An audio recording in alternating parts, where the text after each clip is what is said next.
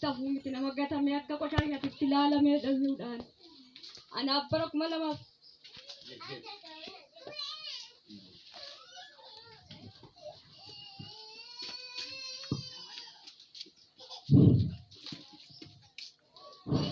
ana bara 2010 biddina gube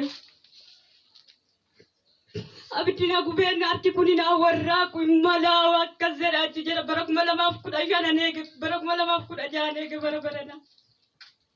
alalti hospitaalan gale gilliinan deeme biyyaala hoggaasa jedhee nan dhufe birrii hospitaalatti fite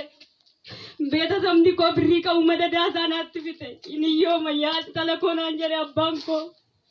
ani kanaan achitti si yaaluun danda'umna kiyyaa oltee jira waaqayyo waasi godhe isa godhunaan jedhe obboleettiin koo irraa na fudhatte alam baankii waaqayyo maneen turre garuu chaayinaa lillaala taa'ee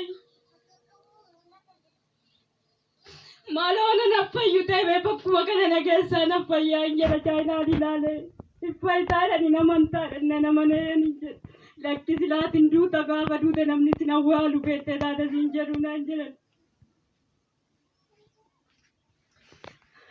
jennaan ani guyyaan ani du'en jedhe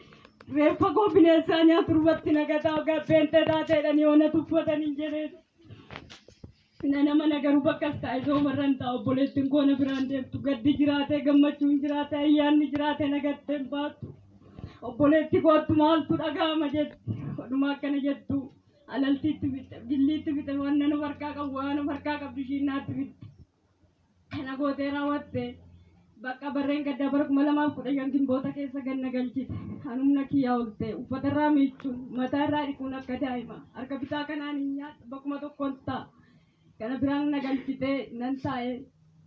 saneen eege gaafa sanee guyyaa tokko biyya taa'e dhufte maloo abbaa koo akkaatti ilaaltaan